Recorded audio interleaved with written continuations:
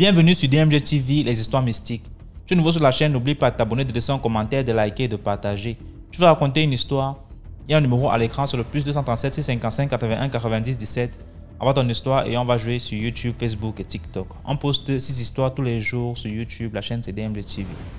Ce qu'on fait c'est pour sensibiliser, donc s'il vous plaît, toujours laissez un like, commenter, partager. Même si tu n'as rien à dire en commentaire, tu peux quand même dire merci pour l'histoire. Et si tu veux t'adresser à quelqu'un en particulier, tu peux dire peut-être histoire 1, voilà ce qu'il faut faire, ou alors poser ta question directement après avoir le H1 que tu vas écrire, ou alors H2 pour dire histoire 2, voici. Donc, laissez un commentaire, partagez comme d'habitude. On va commencer avec la première histoire. Salut DMG, c'est Sagesse de Paul, le guerrier de Dieu, et tiens à vous raconter l'histoire mystique que j'ai intitulée Quartier hanté. Cette histoire se déroule au Cameroun, dans la région de la Damawa, dans la ville de Ngaoundéré. À l'époque, je vivais dans la maison d'un oncle et une tante, et cette maison-là était dans un quartier qui était un quartier d'occidentaux, notamment un quartier où avaient séjourné les colons allemands pendant la Deuxième Guerre mondiale. Ce quartier était en même temps un champ de bataille et fut un cimetière. Tu ne pouvais rien s'aimer là-bas. La terre était noire, elle avait l'air fertile, mais tu ne pouvais rien s'aimer. C'est ainsi que dans nos marches, dans nos jeux d'enfants, nous ramassons souvent des épées, des munitions, ainsi de suite, donc des étuis de munitions. Comme ça que nous on jouait avec. Et à chaque fois que la maman, la tante voulait essayer de faire le champ là, de faire des petits champs, des petits jardins, ça ne donnait jamais. Mais là, pourtant la terre était bien noire, avait l'air fertile comme je disais tantôt. Et tout ce qui tournait autour du satanisme, de la mort, y vivait. Je veux dire quoi par là? Les animaux, il y avait quoi? Des serpents. Le quartier était, j'ai dit, un nid de serpents. Il y avait des serpents à tout le chemin. Il y avait des hiboux dans la soirée, des hiboux, des chauves-souris qui ne laissaient pas dormir facilement avec les cris. Il y avait aussi dans la maison des souris. Les souris étaient comme des cafards, étaient comme des poissons dans l'eau, comme des nasses de poissons, des groupes de poissons dans l'eau. De telle sorte que quand tu éteins la lumière à la cuisine, dès que tu reviens, je dis 5 secondes, oui, ou trop 10 secondes à 15 secondes plus tard, dès que tu rallumes la lumière, tu vois des souris comme un troupeau. C'était dégueulasse, ça faisait vraiment peur, ça faisait flipper. Donc je disais tantôt que tu es là peut-être assis dans la cour. Tu es assis dans la cour, peut-être que tu lis tes cahiers, comme c'était un cahier. C'était pas le quartier n'était pas encore habité à l'époque, c'était pas habité. Tu lis peut-être tes cahiers, tu es en train d'apprendre tes leçons. Tu suis comment des gens, comme il y avait une petite colline de roches là, un peu derrière la maison. Tu es assis là, tu suis des bavardages, des gens qui se bavardent, ça chuchote, ça bavarde, ça rit aux éclats, ha ha ha, un peu comme ça, là, ça faisait vraiment flipper. Ça faisait flipper, tu regardes, tu envoies les autres, tu ne vois absolument personne. Et en face de nous, on avait des voisins. Des voisins dont il y avait une route goudronnée qui nous séparait, peut-être 100 mètres, donc plus de 100 mètres qui nous séparait avec ces voisins-là. Et il y avait des manguiers, ce quartier-là a beaucoup de manguiers, jusqu'aujourd'hui il y a même toujours des manguiers là-bas, trop de manguiers. Et les voisins, eux, nous disaient quoi? Les voisins étaient composés, les familles étaient composées d'un père, d'une mère et de 2 filles. Donc là, il y avait une fille qui était déjà quand même grande, qui allait vers les 15 ans, 14 ans, et il y avait une toute petite. Ils disent que dans les maisons là, tu ne pouvais pas. Notamment, on avait fait comprendre d'abord que c'était la maison d'un couple allemand qui y vivait. Ils étaient décidés, on a dû les enterrer là. Et les gens qui sont revenus faire la construction, qui ont refait le plan, ont construit sûrement sur la tombe de ce couple-là, ce couple allemand-là. Et maintenant, donc, ils étaient toujours dans la maison en esprit. Donc, de telle sorte que tu es en train de préparer la cuisine comme ça, tu tournes le dos, tu te rends compte qu'on a mis le sel, on a tourné, ou bien peut-être tu as laissé quelque chose, tu as laissé le café sur la table. Tu viens trouver qu'on a les thermos sur la table, tu viens trouver qu'on a pris les thermos, on a servi les tasses, les cafés des couverts qui étaient retournés, on te met ça ouvert et on verse le café dedans, on te met le thé, on te met le sucre, on tourne. Donc c'était un peu ça. Tu es là comme ça, des fois assis au salon en train de voir la télé, on zappe la chaîne, se zappe seul, et tu suis comme si quelqu'un se lavait à la douche, quand tu arrives, rien. Comme si quelqu'un faisait ces choses à la douche, rien. Les vêtements que tu laisses pour laver plus tard, tu viens trouver qu'on t'a lavé ça. Donc c'était un peu ce genre de choses. Donc ils vivaient ce genre de choses et ils nous expliquaient ça au quotidien. Je disais donc tantôt qu'il y avait des manguiers, il y avait plein de manguiers. Et il y avait notamment un manguier qui était près de la route qui nous séparait, qui séparait les deux maisons. Et ce manguier-là, je n'ai jamais oublié ce manguier-là, avait des feuilles, 2 feuilles qui applaudissaient. Chaque soir, donc à la tombée de la nuit, les feuilles commencent à applaudir. Donc ça tape comme des mains. Ça tape comme des mains, tape, comme ça. Là, pendant, je dis, toute la nuit, ça commence à tomber la nuit jusqu'au lendemain. Et dès que le soleil se lève, ça arrête. Ça recommençait, ainsi de suite, c'était toujours comme ça. Donc ce n'est même pas des choses qu'on m'a dit. Moi-même, j'ai vécu ces choses, j'ai vu ces choses-là. Et ce mangue-là, à chaque fois que tu passais là-bas, tu entends comment on t'appelle, on te siffle, on te siffle. Bon, nous, on avait, au début, ça nous faisait peur quand on venait d'arriver, mais après là, on s'était habitué avec. De telle sorte que des fois, quand les étrangers venaient à la maison, ils venaient séjourner. Ils séjournaient. Peut-être que quelqu'un avait décidé qu'il va faire des vies pour 2 semaines, mais on se rend compte qu'au bout de 3 jours, 4 jours, la personne dit qu'il va partir parce que ça ne donne pas. Il voit des choses. Non, on restait tranquille, on savait déjà, mais tu ne peux pas dire à quelqu'un quand quelqu'un va dire qu'il va venir, t'envoie la nouvelle qu'il va venir en visite, comme il n'y avait pas encore le téléphone à l'époque. Tu ne peux pas dire à la personne n'est pas venir parce que le quartier est comme ça, parce que la maison est comme ça. Là, tu laisses la personne venir voir elle-même. Quand elle va venir vivre certaines choses, elle-même va prendre sa route, elle va partir. C'était un peu comme ça que les choses se passaient. Et puis, on avait donc par la suite, je pense que mes oncles avaient appelé un prêtre qui était venu bénir la maison parce que ça n'allait vraiment pas financier, ça n'allait pas. On avait mon oncle, on avait fermé son entreprise. Ma tante, même l'argent, c'est comme s'il n'y avait même pas l'argent, on la payait. C'était un salaire minable par rapport au travail qu'elle faisait. Et ça, on n'arrivait pas à subvenir à tous les besoins du grand nombre auquel on était dans la maison à l'époque. Et comme je disais, par la suite, on avait fait appel à un prêtre, il avait béni la maison et ça a commencé quand même, les choses ont commencé à aller. Et puis, bon, les gens ont commencé à avoir des opportunités, des ouvertures. D'autres sont allés en Europe, d'autres ont réussi à l'école et tout. Donc, c'est pour vous dire que dans toute chose, la prière, la base et la bénédiction de l'endroit où vous allez habiter, comme certains gens disent souvent ici dans DMG TV. Et pour la suite de l'histoire, il y avait eu un coup de vol dans cette maison-là. Après la bénédiction, quelques temps après la bénédiction du prêtre, il y avait eu un coup de vol. Ces gens-là, je ne sais pas ce qui les avait arrivé, mais par la suite, j'avais quand même dû entendre que ces gens-là, on avait bloqué leur sel, donc ils ne faisaient pas les sels et ils avaient des visions, des cauchemars qu'on leur disait de venir remettre les choses, sinon ils allaient être frappés par la colère divine et un truc comme ça. Et quelques jours après, ils étaient venus remettre dans la boursaille, venir remettre les choses dans la boursaille avant d'avoir la nouvelle qu'ils ont remis les choses dans la boursaille. Donc c'était un peu l'histoire que je tenais à partager avec la grande famille DMG TV. La moralité de l'histoire, c'est donc laquelle? La moralité de l'histoire, c'est quoi? Il faut prier. Il faut tout simplement prier. Quand vous entrez dans une nouvelle maison, vous priez. Quand vous mettez votre pied dans un nouveau quartier, priez. Faites votre prière interne et avant de vous lancer, avant de commencer à vivre dans l'endroit en question. C'était l'histoire que je tenais à partager avec la grande famille DMG. C'était Sagesse de Paul au guerrier de Dieu depuis la ville d'Écrivée au Cameroun. À vous de liker, de commenter, de partager. Surtout de vous abonner à la chaîne DMG TV. Parce qu'avec DMG TV, l'esprit de l'être humain reste en éveil pour les deux mondes parasites, c'est-à-dire le monde visible et invisible. Je vous remercie de m'avoir écouté et à plus pour une nouvelle histoire mystique. Merci beaucoup pour l'histoire. Maintenant, on passe à la deuxième histoire. Bonjour DMG, comment tu vas? J'espère que tu vas bien. Bon, je viens encore raconter une histoire que l'on m'a racontée avant-hier là.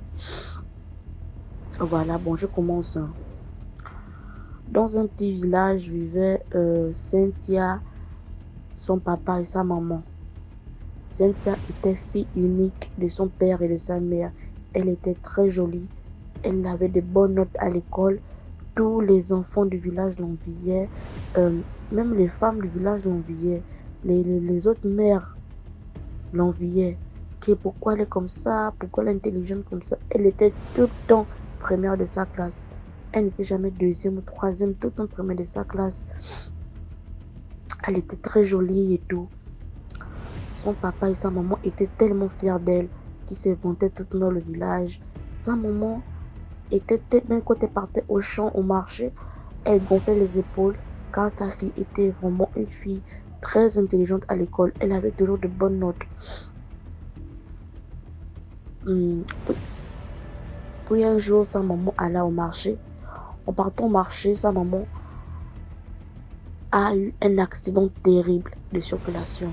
Elle est morte sur le champ. Cynthia, dévastée, pleura de toutes ses forces. Elle pleura sa maman, qui la défendait contre les autres femmes du village. Son papa aussi était dévasté, car c'était sa femme qui faisait tout pour qu'ils aient à manger dans la maison. Avec le temps, son papa prend une seconde épouse, qu'il épousa aussitôt sur le champ. Mais la nouvelle femme du papa de Cynthia n'aimait pas Cynthia. Elle disait tout le temps à son père que pourquoi tu n'envoies pas Cynthia chez les parents de sa mère. Moi, je ne veux pas de cet enfant ici. Tant que je ne tombe pas enceinte de toi, je ne veux voir aucun enfant ici dans cette maison. C'est ma maison. Nous sommes mariés, donc c'est ma maison. Le papa de Cynthia répondit, c'est ma fille. Je l'aime. C'est le seul bien que ma femme m'a laissé. Elle se ressemble tellement à sa mère que je ne peux pas aller la laisser chez les parents de sa mère. Car si je pars la laisser chez les parents de sa mère, je ne vais plus jamais revoir ma fille. Et ça, pour moi, je ne peux pas l'accepter. J'aime ma fille comme un père aime sa fille. À chaque fois que son papa partait au champ, la belle-mère de Cynthia préparait, elle ne donnait pas à Cynthia la nourriture. Elle envoyait Cynthia faire des travaux lourds. Elle envoyait Cynthia puiser de l'eau, des bassines d'eau, des gros bidons d'eau. Elle maltraitait Cynthia à chaque fois que son papa partait au champ ou à chaque fois que son papa repartait au marché revendre des produits. Elle maltraitait Cynthia. Elle disait à chaque fois, si tu dis à ton père que je te fais ça, je dirai à ton père de te foutre à la porte et de te remettre aux parents de ta défunte mère. Cynthia frustrée, ne disant rien à son père. À chaque fois que son père demandait à Cynthia que qu'est-ce qui ne va pas, pourquoi tu pleures. Elle montrait toujours à son père que non, je suis tombée, en allant à la rivière, je suis tombée et tout. C'est à chaque fois, c'est ce qu'elle disait à son papa. Un jour, la belle-mère de Cynthia, en voyant Cynthia puiser de l'eau, dans tout le village, il n'y avait pas d'eau potable. Donc Cynthia, avec la peur qu'elle avait de sa belle-mère, elle partait puiser de l'eau dans le village voisin. C'était tellement loin. Elle est partie, bon, je prends l'exemple, elle est partie peut-être à 11h, elle est revenue à 15h. Le village était tellement loin, elle avait des gros bidons. Elle est partie puiser, elle est revenue un peu tard. Sa belle-mère l'a vraiment tapé. Elle a tapé avec les gros bois comme au feu de bois là. Elle a tapé Cynthia. Elle a lancé le bois à Cynthia, elle a damé. Cynthia a tapé Cynthia la tête, c'était tombé évanouie. Le papa de Cynthia est revenu et il revient du marché. Il demande qu'est-ce qui ne va pas, pourquoi l'enfant saigne à la tête, pourquoi l'enfant a la bande à la tête. La belle-mère de Cynthia répondit, oh non, elle est revenue du marigot en pleurant, en disant qu'elle est tombée sur un rocher. Le papa de Cynthia dit, c'est vrai Cynthia. Cynthia a dit, oui papa, c'est vrai, je suis tombée et maman m'a soignée. C'est comme ça qu'elle a dit, c'est faux, c'est pas vrai, comment tu es tombée. Cynthia insista sur sa réponse que oui papa, je suis tombée. Voilà. Le papa de Cynthia a dit, ok d'accord. Un jour, c'était un jour ensoleillé, il y avait vraiment du soleil ce jour. Elle prend ses deux seaux et partait à la rivière. En allant à la rivière, elle s'est assise au bord de la rivière. Elle a plié ses deux pieds. Elle chanta la chanson que sa maman chantait souvent lorsque sa maman l'habilla pour aller à l'école. Elle chanta cette chanson, elle pleura. Elle disait au fond du cœur que maman, tu es où je souffre. Où es-tu? Je souffre, maman. Reviens, s'il te plaît, maman. J'ai besoin de toi, j'ai besoin de ta chaleur, j'ai besoin de toi, j'ai besoin d'entendre ta voix juste une dernière fois, maman. Elle pleura au bord de la rivière. Puis tout d'un coup, elle ressentit un vent étrange revenant vers l'eau. Elle ressentit un vent étrange qui l'a, comment dirais-je ça, qui l'a paralysée sur place. Elle n'arrivait plus à bouger. Et lorsqu'elle leva la tête, elle a vu une femme. Longs cheveux noirs, des bijoux en or.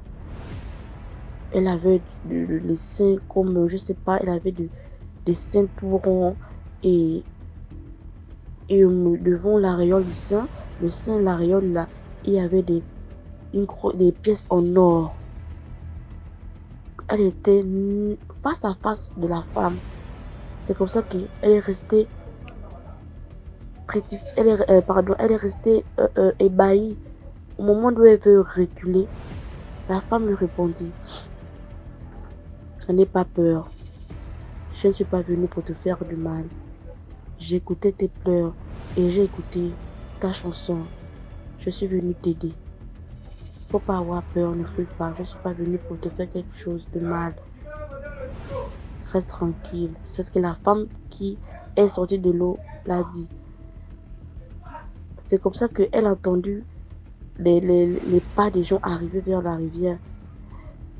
Dès qu'elle s'est retournée, elle s'est encore retournée, la femme avait disparu. Elle a pris ses seaux, elle n'a même plus pigé l'eau le jour. Elle a ramassé ses seaux, elle est retournée à la maison. Elle a expliqué ça à sa belle-mère. Que maman, voilà, j'ai vu une femme dans l'eau. Elle était tellement belle. Elle avait un visage très lisse. Elle avait des seins vraiment debout et des bijoux en or. Elle m'a dit que je ne devais pas avoir peur. Sa belle m'a dit, menteuse, pourquoi tu mens? On t'a dit que les choses existent. Hein? On t'a dit que les choses existent. C'est quel genre de choses que tu racontes? On t'a dit que les choses existent. Hein? Voilà bas. Elle a insulté l'enfant. C'est comme ça que sa belle-mère est partie chez un charlatan expliquer ça. Le charlatan a dit que oui, effectivement, Cynthia a vu Mami Wata. C'était une Mami Wata que Cynthia a vue. Mami Wata écoutait ses pleurs. Et Mami Wata l'a dit que elle peut l'aider. Et tu sais que Mami Wata, quand elle dit ça, c'est forcément la fortune et tout. La belle-mère de Cynthia, aussitôt elle revient à la maison, elle a amené Cynthia dans sa case. Et commença à conseiller Cynthia que non, si tu revois encore cette dame dans l'eau, si tu te proposes que tu veux quoi, tu dis je veux la richesse. Tu as compris? Sinon tu sors de cette maison, tu ne reviendras plus ici. Cynthia, effrayée, elle partit à la rivière encore. Elle était là, elle chantait cette chanson en pensant que cette dame devait encore revenir. Elle chanta la chanson que sa maman lui chantait. Elle chanta, rien.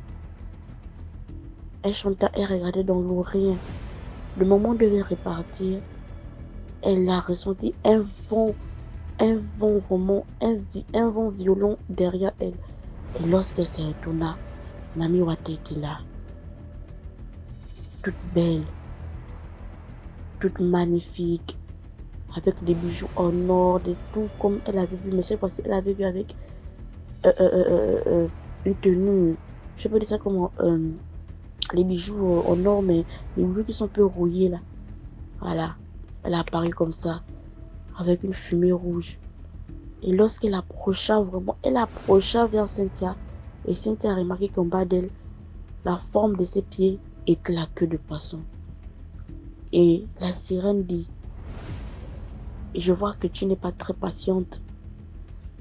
Tu es revenue. Pourquoi exactement? Comme je te l'ai dit, je peux te rendre, je peux t'aider.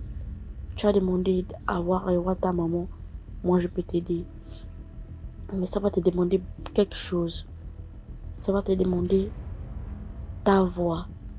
J'aimerais que tu puisses venir chanter avec moi. J'aimerais que tu puisses venir me chanter cette chanson tous les jours. Ceci te demandera rien. Je peux t'aider à voir ta maman. Cynthia prit son courage à deux mains et répondit à la Mami Wata que comment je peux faire pour revoir maman. Mami Wata répondit, il n'y a pas de panique. Je peux te faire écouter sa voix et je peux te dire que c'est elle qui est en train de te parler. Cynthia répondit, ok, j'ai juste besoin d'entendre la voix de ma maman, même si je ne la vois pas. Mami Wata répondit, il n'y a pas de problème. Tu veux encore autre chose parce que ta chanson, ta mélodie me plaît. Et c'est ce que je veux, et c'est ce que je veux que tu viennes chanter pour moi tous les jours. Elle s'est rappelée de ce que sa belle-mère a dit, la richesse. Sinon, sa belle-mère la chasse de la maison. Cynthia a répondu, oui, j'aimerais avoir un peu d'argent pour aider mon papa dans les travaux qu'il fait. Il est déjà vieux et c'est lui qui fait tout dans la maison. Je suis déjà une grande fille et j'ai déjà l'âge de me débrouiller pour aider ma famille. Mami Wata a répondu, il n'y a pas de problème, ma fille. Vas-y et reviens demain soir pour écouter la voix de ta maman. Et demain matin, tu verras une grande richesse dans ta case. Et lorsque Cynthia est repartie à la maison, Mami Wata riait des rires étranges. Elle riait des rires étranges. Elle écoutait des rires des femmes étranges. Elle partait chez elle. Elle n'a rien dit à sa belle-mère. Sa belle-mère est venue encore lui demander que lorsque tu es parti à la rivière, tu l'as revue. Cynthia a répondu non, j'ai chanté, je ne l'ai pas revue. Et pourquoi est-ce que tu as mis du temps? Oh non, je pensais qu'elle devait sortir. Voilà pourquoi j'ai attendu jusqu'à 7 heures, mais elle n'est pas sortie. La belle-mère a dit il n'y a pas de problème. En tout cas, à chaque fois que tu pars à la rivière, s'il n'y a personne, tu chantes la chanson là. Cynthia a répondu ok, d'accord, maman. Le matin, lorsque Cynthia se réveille, elle voit des sacs d'argent, des bijoux d'argent, les sacs d'argent autour d'elle, la richesse. Elle appelle sa belle-mère que maman, voilà. La belle-mère contente, donc tu es partie, tu as vu Mamie Wata, tu m'as menti. Elle répondit à sa belle-mère que je pensais qu'elle me mentait. Sa belle-mère répondit qu'elle ne ment jamais. Lorsqu'elle dit quelque chose, elle le fait. La belle-mère était contente. Elle a pris les bijoux, elle va acheter les pannes, faire les grandes tenues, avoir de l'argent. Ils ont cassé la maison où ils étaient. Ils ont reconstruit notre maison. Le père demanda à sa fille que Cynthia, où as-tu eu cette richesse? La belle-mère a pris la parole, elle a coupé la parole à l'enfant. Elle a dit non, ce sont les génies qui l'ont fait un cadeau. Elle est partie pleurer au bord de la rivière, demander à sa défunte mère de l'aider. Et c'est comme ça que sa défunte mère a envoyé toute cette richesse. Le père, tellement le père aimait ça, cette femme, il a cru. Cynthia est repartie comme prévu à la rivière en soirée. Elle était assise, cette fois-ci elle n'a pas chanté. Elle était assise au bord de l'eau. Elle regardait l'eau. Puis, elle a ressenti encore ce vent. Et ce vent apparu devant elle. La queue de poisson, Mamie Wata était là, assise sur le caillou où il avait souvent le linge. Mamie Wata répondit, es-tu prête à entendre ta maman? Cynthia a répondu, oui, je suis prête. Voilà pourquoi je suis revenue. Mamie Wata a dit, ok. Mamie Wata a dit, ferme les yeux. Cynthia a fermé les yeux. Et Cynthia, elle écoutait un bruit comme si quelqu'un plongeait dans l'eau. Tu boues? C'est ainsi que, lorsqu'elle ouvre les yeux, elle a vu sa mère, là, assise sur le même rocher que Mamie Wata était assise. Elle touche sa mère la touche. Elle pleure. Maman, pourquoi m'as-tu laissé? Je souffre ici. On me maltraite. Je ne sais pas quoi faire. Et je ne peux pas repartir chez tes parents parce que là-bas, on va me maltraiter plus qu'ici. Au moins ici, je mange. Mais si je repars là-bas, je ne vais même pas avoir de quoi manger ou un toit pour dormir. La mère, la soi-disant mère, répondit à Cynthia que ça va aller. C'est moi qui ai envoyé ce génie t'aider. Toute cette richesse que tu as, construis ta case.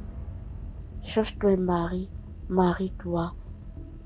Construis ta case avec cette fortune, investis et sois une grande dame dans ta vie, ma fille. C'est moi qui t'ai envoyé ce génie et ce génie est là pour t'aider. N'aie pas peur. Alors que c'est Mamie Wata qui avait pris l'apparence de sa maman. Mais elle ne savait pas. Elle a dit, ok maman, j'ai compris. Après la maman a dit, il est temps pour moi de repartir. Elle est repartie, puis Mamie Wata est revenue. Mamie Wata a dit, es-tu satisfaite? Cynthia a répondu, oui, je suis satisfaite. Merci beaucoup, génie d'eau. Elle m'a dit que c'est elle qui t'a envoyé m'aider. Mamie Wata a répondu avec un rire étrange, oui, c'est moi. Oui, c'est elle qui m'a envoyé t'aider. Elle écoutait tes pleurs depuis l'au-delà. Et c'est ainsi qu'elle m'a envoyé t'aider. Tu peux avoir tout ce que tu veux, mais à condition que tu ne chantes pas cette chanson à quelqu'un d'autre. Tu ne dois pas chanter cette chanson même dans la cour lorsque tu balais le sol. Cette chanson est désormais la mienne. Si tu as envie de chanter cette chanson, tu viens au bord de la rivière et tu chantes cette chanson. Ne chante pas cette chanson à quelqu'un d'autre. Voilà la seule condition que je te demande. Cynthia a dit que cette condition était facile. Elle a accepté, il n'y a pas de souci. Elle est repartie au bord de l'eau. Elle est repartie dans sa case. Elle a fait comme sa mère l'avait dit. Elle a investi dans les plantations. Elle paye les terrains. Elle a construit 3 maisons dans chaque village différent. Elle a mis son père en haut. Par contre, sa belle-mère n'a pas fait grand-chose à sa belle-mère. Elle est devenue grande dame et tout. Elle a fait... elle est partie en ville. D'abord aussi, elle investit et tout, et tout, et tout. Une nuit, elle dort. Elle rêve de Mami Wata qui vient dans son rêve. Mami Wata dit que, ah, depuis que tu es parti en ville, depuis que tu es parti habiter en ville, tu ne m'as plus chanté cette chanson. J'ai besoin d'entendre cette chanson. Où es-tu? Reviens au bord de l'eau me chanter cette chanson. C'est comme ça que Cynthia se réveille aussitôt dans la nuit. Elle est partie dans la baignoire. Elle a mis l'eau à tribord de la baignoire et s'est allongée. Elle a chanté cette chanson en pensant que Mami Wata devait écouter cette chanson. Mais elle ne vit pas dans la baignoire. Elle vit dans de l'eau. Elle a chanté cette chanson que sa maman l'a chantée souvent. Puis elle commençait à avoir la fièvre. Elle commençait à avoir les gratis-gratins au corps. Le corps la démangeait. Les démangeaisons au corps, les boutons, le pu. C'est comme ça qu'elle est partie chez un charlatan. Le charlatan lui a dit que mais Mami Wata n'est pas contente. C'est elle qui t'a envoyé ces boutons. Répare vite où tu l'as connue et réchante cette chanson. Cynthia a dit ok. Elle a pris sa voiture, elle est partie au village, tout droit à la rivière. Mais il y avait des gens à la rivière ce jour-là. Les gens étaient en train de se laver, puiser de l'eau. Donc elle ne pouvait pas du tout chanter. Elle a attendu dans la voiture pendant 4 heures de temps. C'est vers les 17 heures qu'il n'y avait plus personne dans la rivière. Elle est descendue dans la rivière. Elle a commencé à chanter. Elle a commencé à chanter, avec une belle voix chanter. Mami Wata a apparu net devant elle. Mami Wata a dit, avec un rire toujours étrange, qu'est-ce que tu me veux encore? Tu n'as pas respecté notre contrat. Qu'est-ce que tu me veux? Je t'ai dit que la condition était que 2 fois dans la semaine, tu reviens ici me chanter cette chanson. Tu n'as pas respecté ce contrat. Alors, qu'est-ce que tu me veux encore? Elle a dit, je suis désolée, l'argent m'est monté à la tête et j'avais complètement oublié, je t'avais complètement oublié. Je suis désolée encore pour ça, vraiment désolée. Je te promets que 2 fois dans la semaine, je reviendrai toujours ici te chanter cette chanson. Mami Wata a dit non. Moi, j'accorde la chance qu'une seule fois. Tu n'as pas respecté notre contrat. Attends-toi à ce qui va t'arriver. Mami Wata a disparu dans une fumée rouge. Cynthia, pris de panique, est sortie en vitesse de la rivière, alla vite à l'église. Essayant de se racheter et parler ce qu'elle a vécu depuis petite. Trop tard, elle est morte devant la porte de l'église. Et c'est ainsi que Cynthia est décédée. Mami Wata a pris son esprit pour travailler avec elle. Voilà un peu l'histoire qu'on m'a racontée avant-hier là. BMG. Merci beaucoup pour l'histoire. Maintenant, on passe à la 3e histoire. Salut DMG. Salut à tout la team. Et Mbolo Samba à tout le peuple gabonais. Moi c'est Yaya, je vous envoie ce vocal depuis la Tunisie. Oui, je vais vous conter l'histoire d'un jeune homme qui est entré dans la sorcellerie naïvement. Il a été trompé. Il est entré dans la sorcellerie naïvement. Donc vraiment mes frères, il faut faire très attention. Et vraiment l'esprit éveillé. Je compte l'histoire. Voici un jeune homme qui a hérité de son père beaucoup de parcelles, beaucoup de terrains, beaucoup de terres. Voici un papa, un jour qui vient le voir, il dit qu'il a besoin d'un terrain. Ils vont donc sur le site, il lui montre le terrain, il lui fait voir les parcelles et tout. Il a choisi la dimension qu'il voulait. Ils sont entendus sur un montant qui était de 5 millions. papa donc dit qu'il va toucher la réunion avant de lui payer les 5 millions. Mais que cependant, il ne peut que l'avancer d'abord 2 millions pour lui faire croire vraiment qu'il veut vraiment payer le terrain, mais qu'il n'a pas les 5 millions cash. Le jeune homme dit qu'il n'y a pas de souci.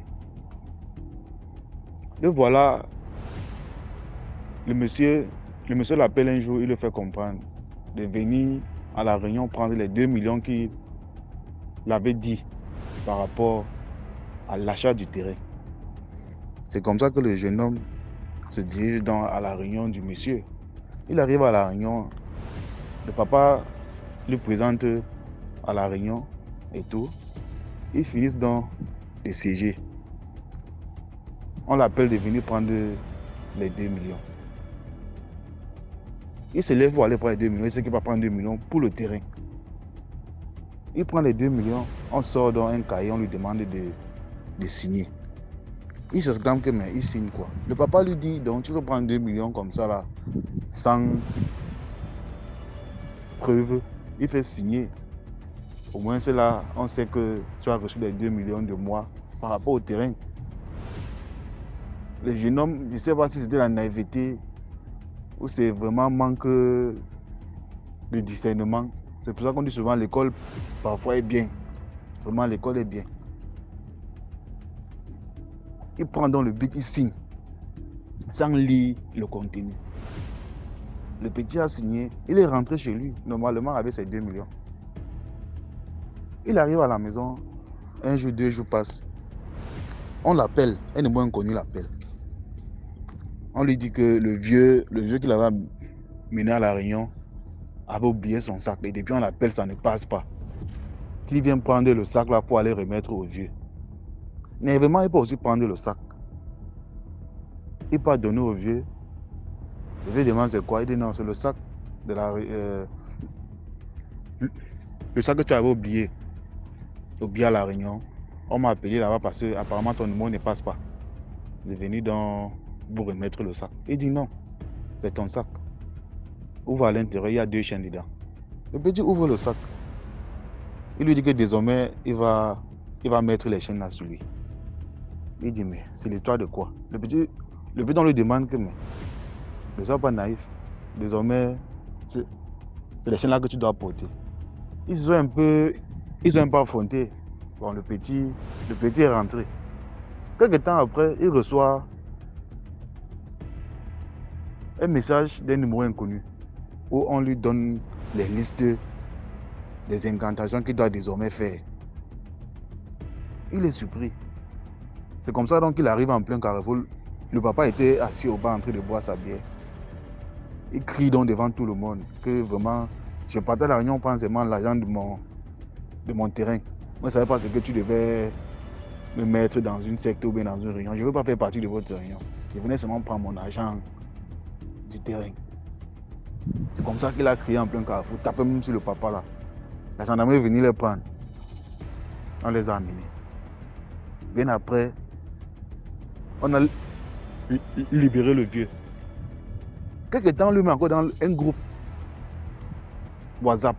Un homme inconnu lui met encore dans un groupe où il y a toujours les incantations qu'il doit faire, le mode de vie, qu'il est un membre de la réunion.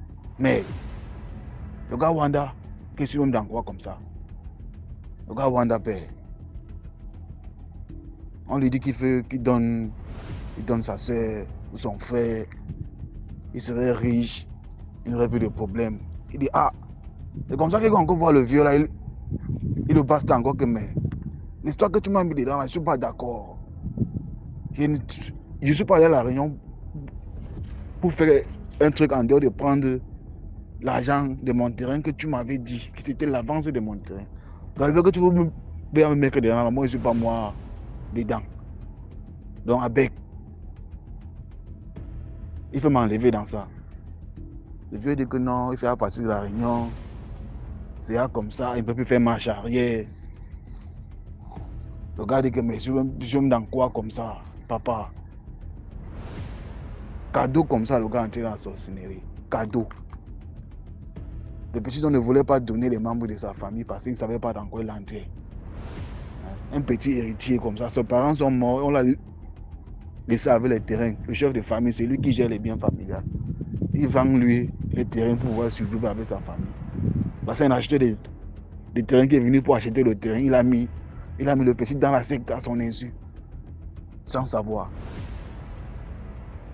J'ai appris aujourd'hui que le petit là est mort. C'est aujourd'hui que moi j'apprends que le petit là est mort.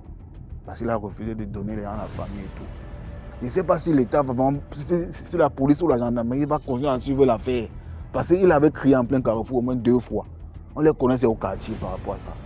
Mais je ne sais pas si l'État ou la gendarmerie ou la police va pas suivre l'affaire ici. Parce que voilà un petit qui est mort comme ça, cadeau. Et s'il vous plaît, mes frères et sœurs, soyez attentifs. Je me rappelle d'une histoire ici là, où DMG avait publié d'un frère qui est entré dans la secte à cause de la bière. Qu'il est rentré comme ça dans son quartier, aller au bar d'à côté pour prendre une bière et partager un peu à ses voisins du quartier. On l'a invité toujours à la réunion. On l'a mis dans la sorcellerie à partir d'une bière qu'on l'avait seulement donnée. Il n'a rien demandé, on l'a seulement donné, on l'a mis dans la secte. Dans nos jours, on ne sait plus à qui se fier. Ils ont tous les méthodes, tous les tactiques pour aveugler l'homme. Soyons vigilants. Mais cessons d'avertir les gens. Tu peux être avec ton ami comme ça, tu ne sais pas vraiment ce qu'il a dans son cœur. Tu peux être avec ton frère, tu ne sais pas ce qu'il a dans ton cœur. Le monde ici n'a plus de limites. Et c'est les innocents qui tombent. Parce que quand quelqu'un entre dans la secte étant conscient, il entre étant conscient, il sait dans quoi il s'engage. Par contre, celui qui entre sans savoir où il part, sans savoir dans quoi est-ce qu'il s'engage, c'est très dangereux, c'est très risqué. Regarde, monsieur, il vivait sa vie tranquillement, un héritier, il vivait heureux. Tu connais les Yaoundés, ils vendaient les terrains, ils n'ont pas de soucis. Le voici qui est mort comme ça, cadeau, parce qu'on l'a forcé à entrer dans une secte dont il ne voulait pas. Donc c'était tout, c'est tout vraiment pour l'histoire de ce soir. Vous passez une bonne journée ou bien une bonne soirée là-bas et à la prochaine. Merci beaucoup pour l'histoire. Maintenant, on passe à la 4e histoire.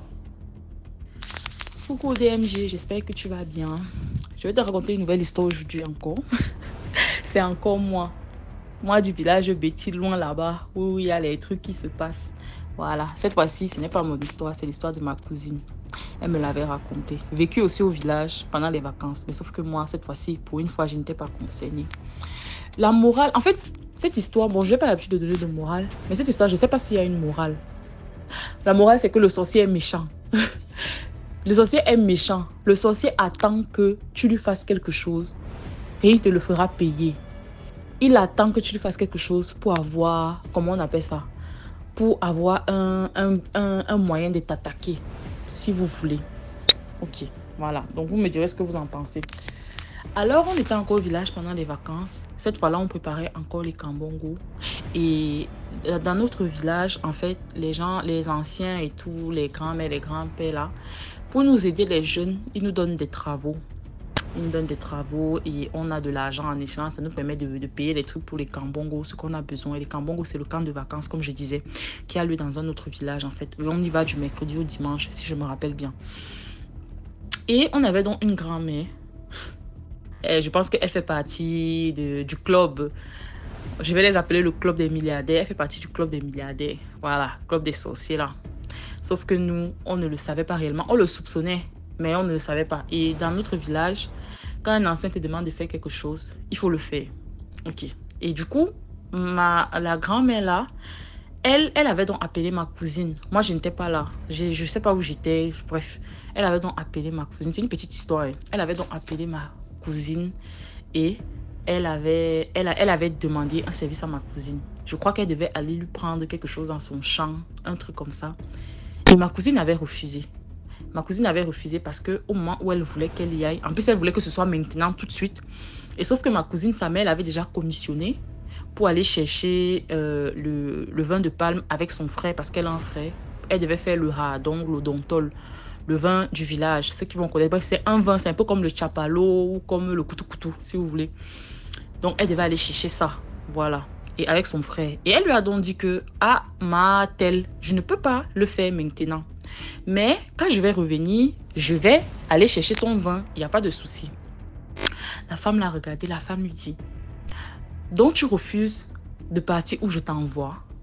Elle lui dit, mais moi je ne refuse pas. Je ne refuse pas, mais là maintenant je ne peux pas. Mon frère m'attend, on doit aller. En plus elle avait la machette, elle avait ses bingoulbas qu'elle avait portées, elle avait tout. Elle devait partir avec son frère. Et la dame a bien vu ça. Je pense qu'elle avait bien calculé son coup.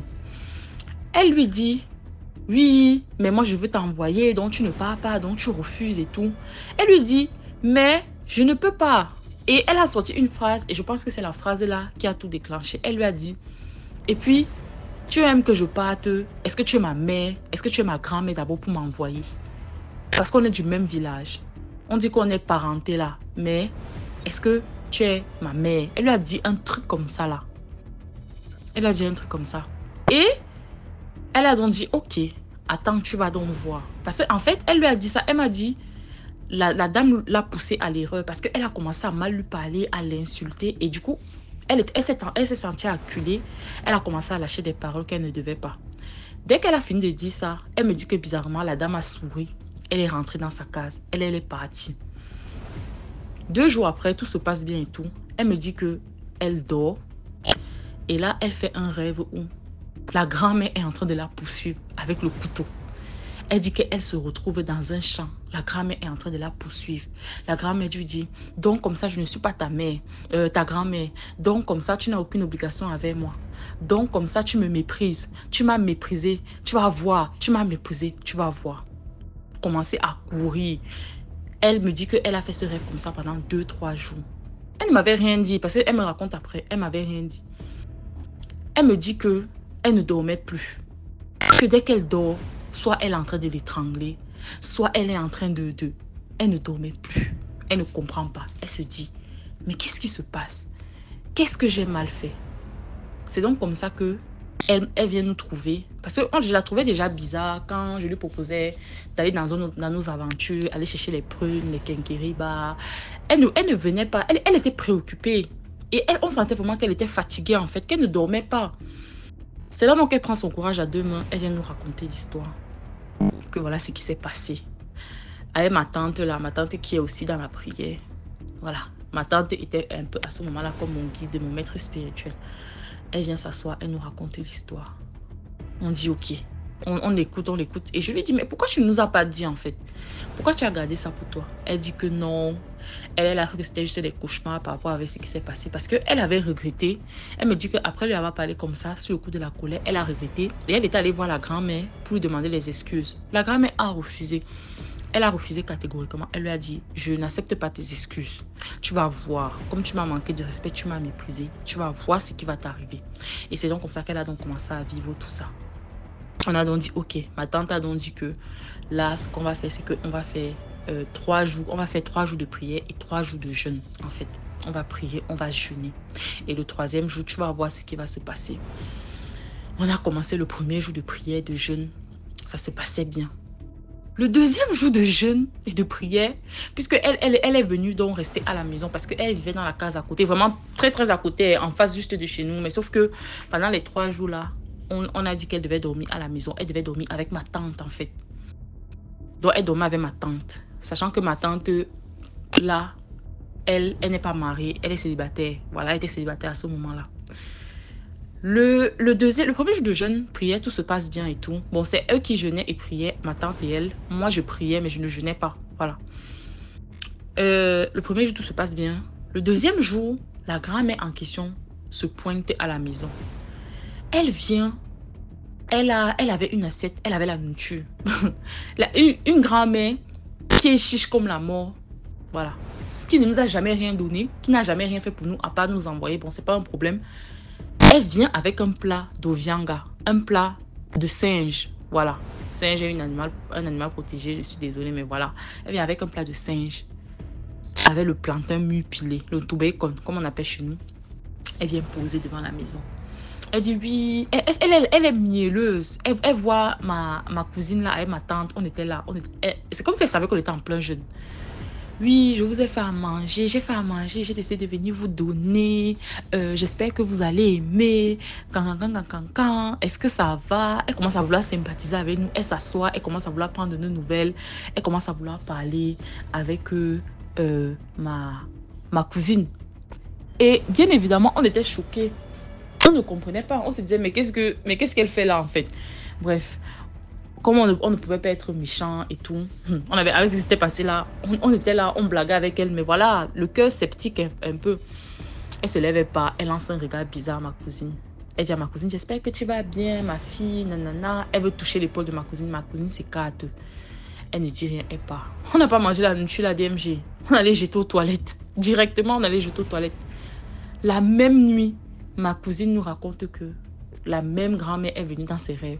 L'a poursuivi avec la machette. Je fais à manger, tu ne manges pas. Je fais à manger, tu ne manges pas. Je cuisine, tu ne manges pas. Elle a commencé à la poursuivre avec la machette. Je dis, pourquoi vous avez jeté ma nourriture? Si vous ne voulez pas manger, il fallait me dire. Tu sais combien le singe coûte? Voilà, je passe les détails. Troisième jour de jeûne. Troisième jour de jeûne.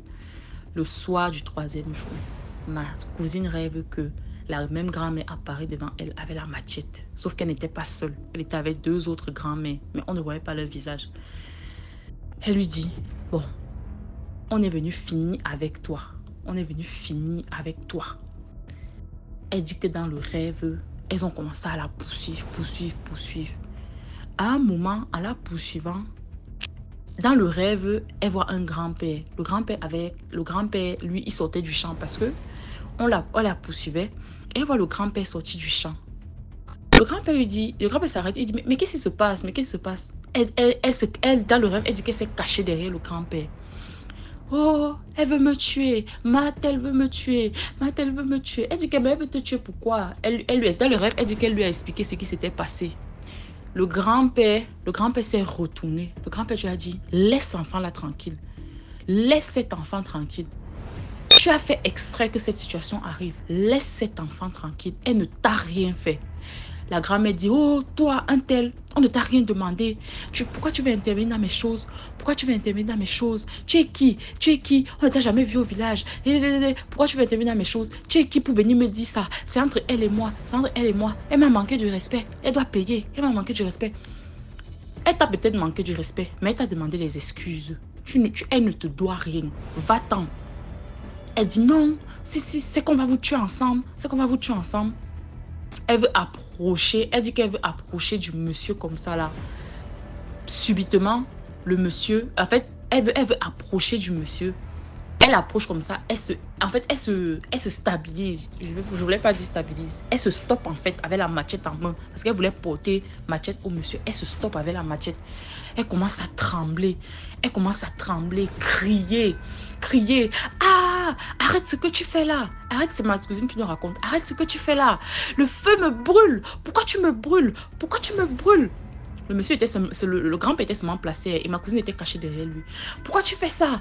Le feu me brûle. Les deux qui étaient derrière elle ont d'abord fui. Elles ont fui dans le rêve, elles se sont retournées, elles sont parties. Elle a commencé. Pourquoi tu me brûles? Je raconte ça avec humour, mais voilà, on connaît tous la réalité. Pourquoi tu me brûles? Ah, j'ai compris, je vais la laisser tranquille. Tu as la chance. Je ne sais pas qui c'est, mais tu as la chance. Elle s'est réveillée. Et elle s'est réveillée, elle nous a raconté le rêve. Et elle nous dit que depuis ce jour-là, elle n'a plus jamais fait ce genre de rêve. La grand-mère n'est plus jamais revenue parce qu'elle est de l'autre côté du village. Comme j'ai dit, le village est séparé en deux par une route. La grand-mère était de l'autre côté du village. Elle n'est plus jamais revenue de notre côté. Et en fait, elle est restée dans sa case. Pas qu'on ne l'a plus jamais revue, mais elle n'est plus jamais revenue dans ses rêves. Elle ne l'a plus jamais embêtée. Donc, nous, on pense que c'était simplement son ange gardien. C'était un ange de l'Éternel qui est venu la secourir. On ne sait pas. Mais dites-nous ce que vous en pensez dans les commentaires. Voilà, donc après cette histoire-là, la grand-mère est restée dans son coin. Elle n'est plus jamais revenue dans ses rêves. Elle ne nous avait plus jamais envoyé. C'était maintenant rare de la voir même de notre côté. Ou quand on la voyait, elle nous esquivait. Clairement. Elle nous esquivait, mais bon, voilà. Nous, on est passé à autre chose. Donc voilà, cette petite histoire sur ma cousine que je voulais te raconter. Vous me direz ce que vous en pensez en commentaire. Commentez, likez. Et puis, bye! Merci beaucoup pour l'histoire. Maintenant, on passe à la 5e histoire. Bonjour, Bienvenue TV. Likez, partagez, abonnez-vous. Je viens pour raconter une nouvelle histoire. Bref, c'est pour dire, bref, l'histoire, c'est la leçon, c'est que en fait, il n'est pas juger tout ce que vous voyez. Bref, on a essayé dans la famille que elle était le genre, elle partait à l'église tout le temps, donc elle était dans le choral, surtout en plus dans une église réveillée, je ne vais pas citer le nom, dans une église réveillée très réputée. Donc, et ça fait que quand elle était là-bas, donc elle vivait une vie un peu droite. Après maintenant, là, il y a un homme qui est venu en la disant qu'il veut la épouser, tout ça là. Et ils ont commencé une relation. Bref, le type l'a enceinté. Après, s'est rendu compte que vraiment, le type c'était un homme marié qui l'a trompé en fait. Et entre-temps, il ne savait pas comment, la honte, bref, d'aller à l'église, voir les fidèles. Surtout, elle interprétait même à l'église. Donc, elle a décidé donc de faire cet avortement sans toutefois, bref, faire l'avortement de l'enfant qu'elle avait donc. Parce qu'elle a vu qu'elle était dans les pièges. Le type ne devait jamais la épouser parce que c'était un homme marié, il voulait juste s'amuser d'elle. Parce qu'il voyait que c'était une fille qui craint Dieu, tout ça là. Donc, elle ne voulait pas supporter la honte, elle voulait faire l'avortement. Dès que maintenant là, elle est partie, mais elle n'est pas allée à l'hôpital, elle est plutôt allée voir un gars qui fait les médicaments.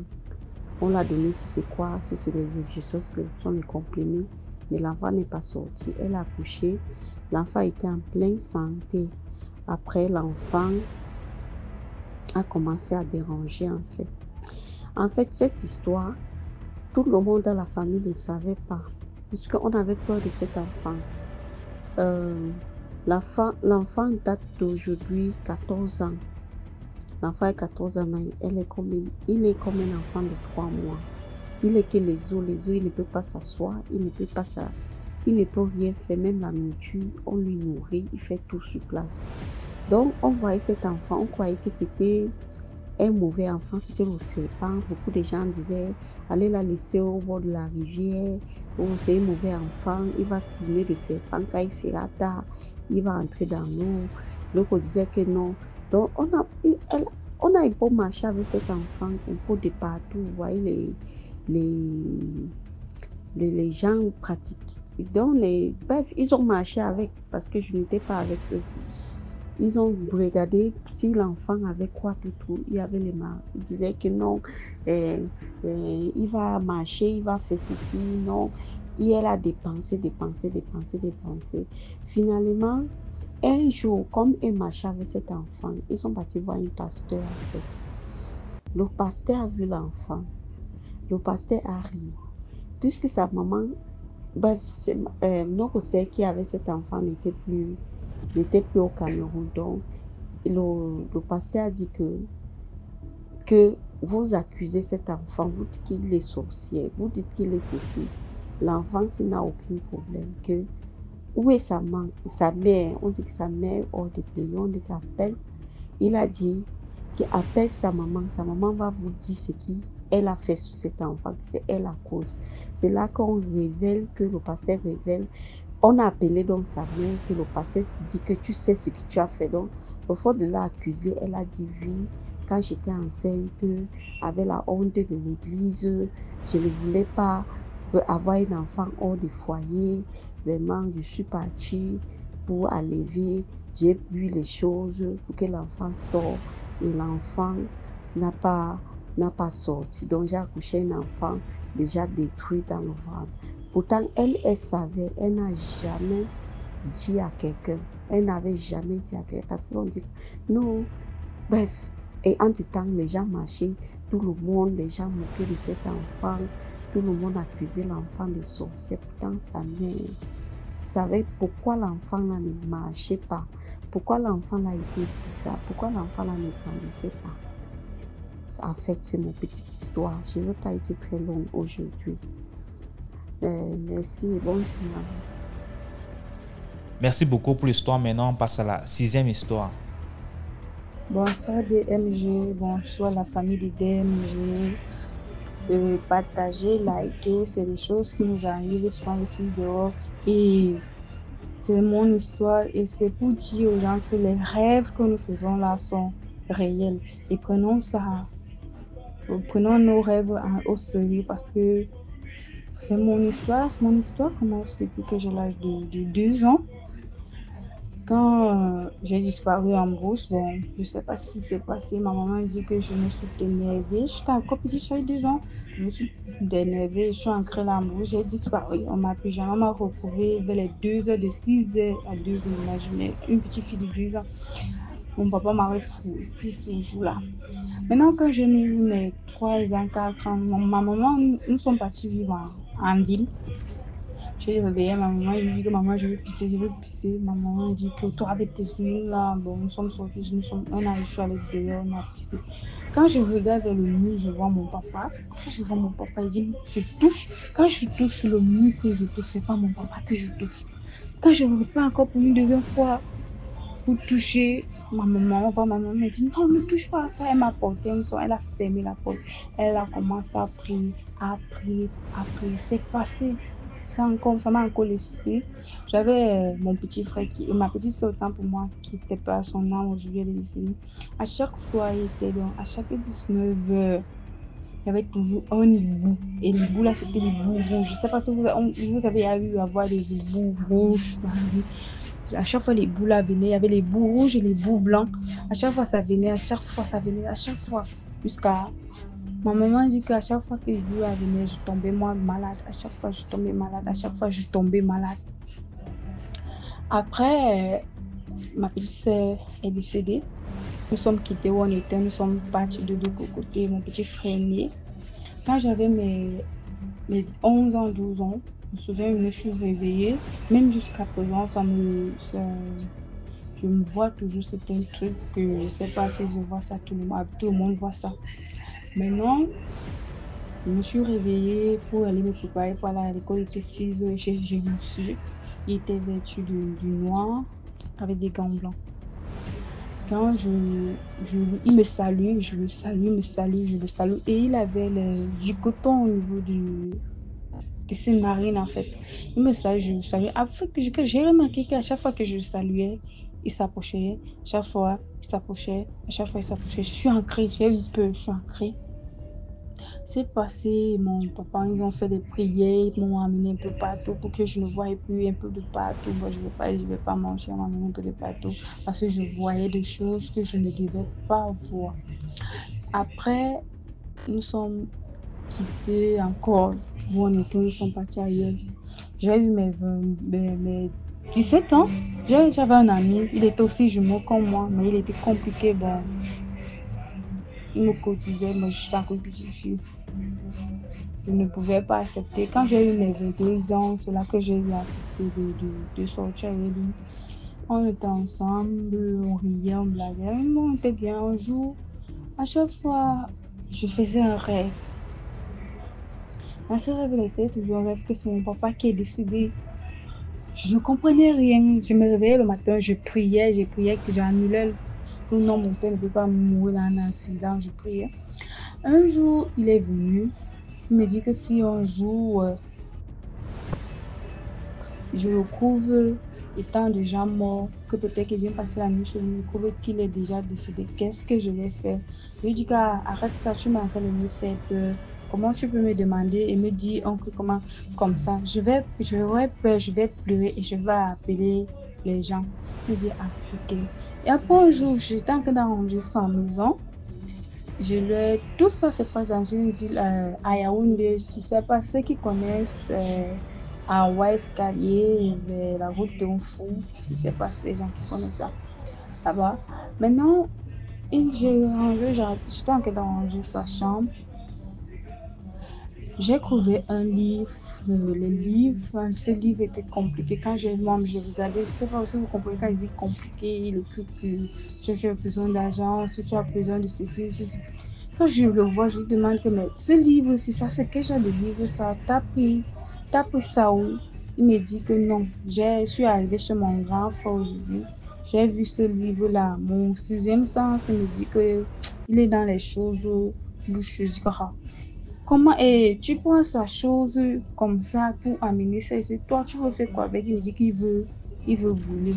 Il me dit que j'avais même déjà oublié. Il a brûlé. Il dit qu'on ne brûle pas les trucs. Bon, moi, je dis qu'on ne brûle pas les trucs comme ça. Il me dit que lui, il va que seulement brûler. Je dis, ah, ok. Après, il y avait eu un barbare presque un peu à côté de nous. Le barbare là, c'était que quand quelqu'un doit mourir, même si c'est toi, tu vois, même si c'est l'accident pluvieuse, tu vois les secs sont, donc ça devient sec, il n'y a plus rien. Quand je regarde, je dis, ah, comment se fait-il que le machin, s'il pleut comme il pleut, si c'est déjà sec comme ça là, qui va mourir? J'ai continué encore à faire ces rêves que mon papa décède le jour de son mariage. À chaque fois, je faisais ces rêves. Je priais, j'annulais, alors que je ne savais pas que c'était lui qui devait décéder. Moi, j'avais eu à voyager. Je suis partie chez ma tante au lycée. Quand je suis rentrée le lendemain, on a eu à se discuter. Bon, après, nous sommes arrivés en route. Il avait pris emprunté la moto du voisin pour aller m'accompagner en route pour chercher de quoi manger et rentrer à la maison. C'est là-bas j'avais eu acheté à manger. Il devait aller acheter la cigarette. Il vient là-bas, il me dit que désolé pour le bruit, c'est mon père qui a reçu la télé, donc je suis un peu désolée. Il me dit, je vais aller acheter la cigarette. Je lui dis que toi, avec la cigarette, quand il revient, il me dit que tu vois cette femme-là. Je dis oui, et à quoi avec elle? Elle veut que je m'en vais l'accompagner à la Syrie. Je dis, ah, est-ce que tu es venu ici pour accompagner qui que ce soit à la Syrie ici? Nous sommes venus juste pour chercher de quoi manger et chercher ce que je veux et on rentre. Je dis non, je ne peux pas. Il me dit non, il faut qu'il accompagne. Là, comment? Et je vous jure, DMG, cette femme m'avait vu. Elle était louche, désolée de dire ça, mais elle était louche. Elle tremblait comme quelqu'un qui devait déjà mourir. Elle tremblait. Elle faisait comme si quelqu'un. J'ai vu pitié, j'ai dit ok. Comme c'est comme ça, on va y aller l'accompagner ensemble. Là, on va rentrer. Il me dit non. Je dis que comment non? Comment tu peux me dire non? Et si tu dis non, peut-être on n'y va pas. Il me dit ouais, s'il te plaît, attends-moi ici, je viens. Je dis ok, vas-y, mais roule doucement. Je te connais, quand tu es pressé, tu roules mal. Il me dit ok, il n'y a pas de souci, il n'y a pas de souci. Je suis là, DMG. C'est comme si un sixième sens en moi, je me suis retrouvée, j'étais en genoux, en train de prier que Seigneur, s'il te plaît, oui, il est parti, fais qu'il rentre en bonne santé, fais qu'il rentre comme il est parti, Seigneur. C'est là que quelqu'un me touche, me dit que ma fille, qu'est-ce que tu fais en genoux devant la route? Lève-toi. Je suis souvent comme les motos, fait monter, descend, fait bim, bim, bim, bim. Je suis quelqu'un a fait l'accident à la Syrie. Bon, sans mentir, j'ai eu peur. La peur est ancrée en moi. J'ai vu un ami aussi, qu'il m'avait aussi montré que c'est son ami. Il dit que mais je suis quelqu'un qui a fait l'accident. C'est qui, dès que son ami m'a vu, il a fui. Quand il fuit comme ça, ma petite soeur vient de l'autre côté sur la moto.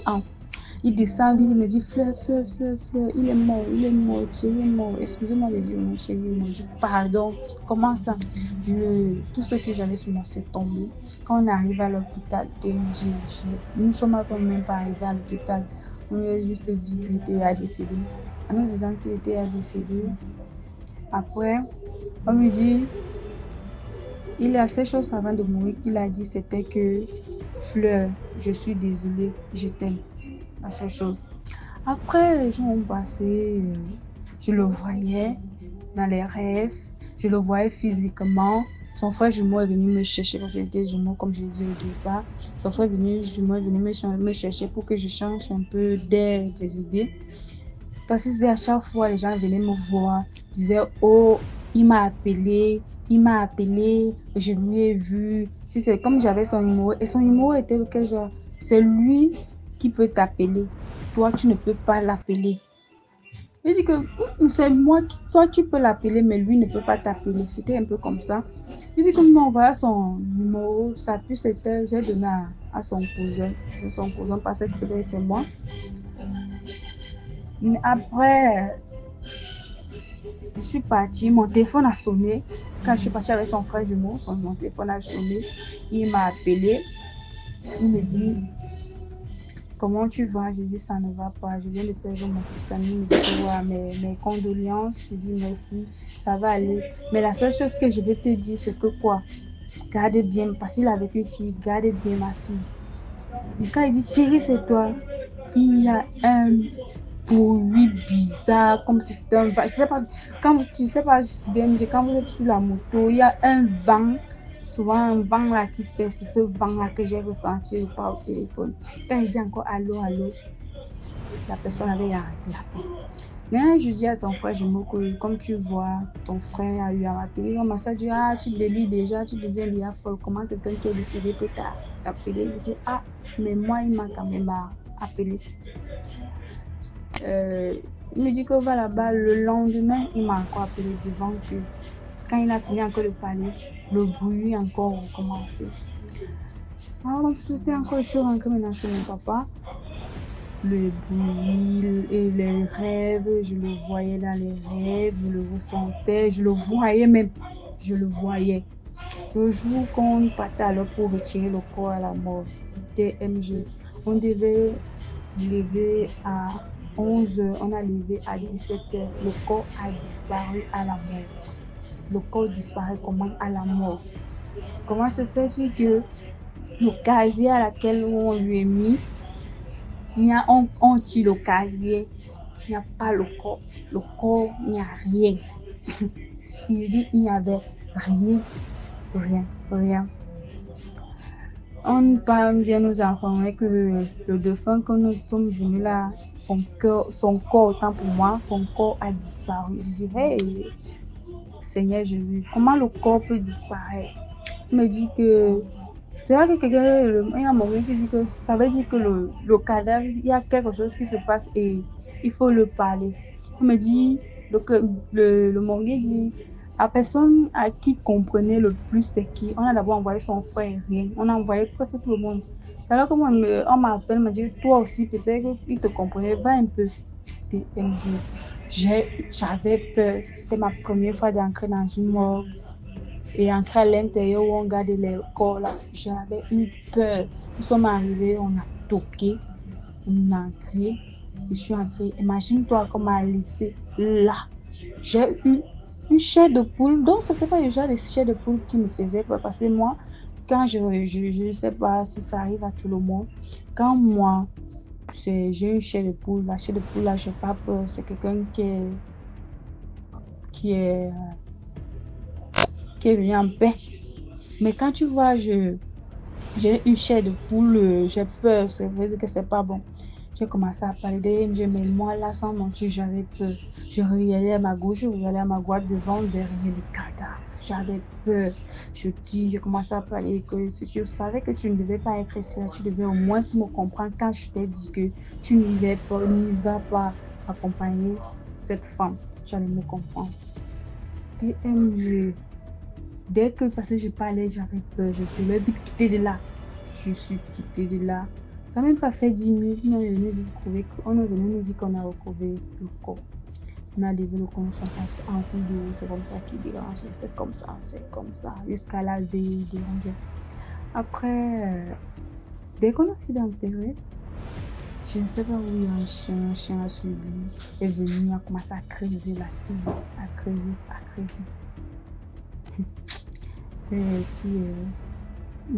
Prenons nos rêves au sérieux. Quand tu fais un rêve, prends ce rêve-là en sérieux, prie Dieu pour qu'il t'aide. Et je veux aussi dire aux hommes là que apprenez à écouter vos femmes, même les femmes aussi. Quand quelqu'un te dit non, n'y va pas quelque part, n'y va pas, tu ne sais pas pourquoi la personne te dit ça. Commenter, liker. Merci beaucoup pour l'histoire. Voilà, c'était tout pour aujourd'hui. J'espère que tu as aimé la vidéo d'aujourd'hui. Sinon, laisse un commentaire, like, partage. Si tu n'es pas encore abonné, abonne-toi. On se prend demain 12h pour une nouvelle vidéo. Ciao.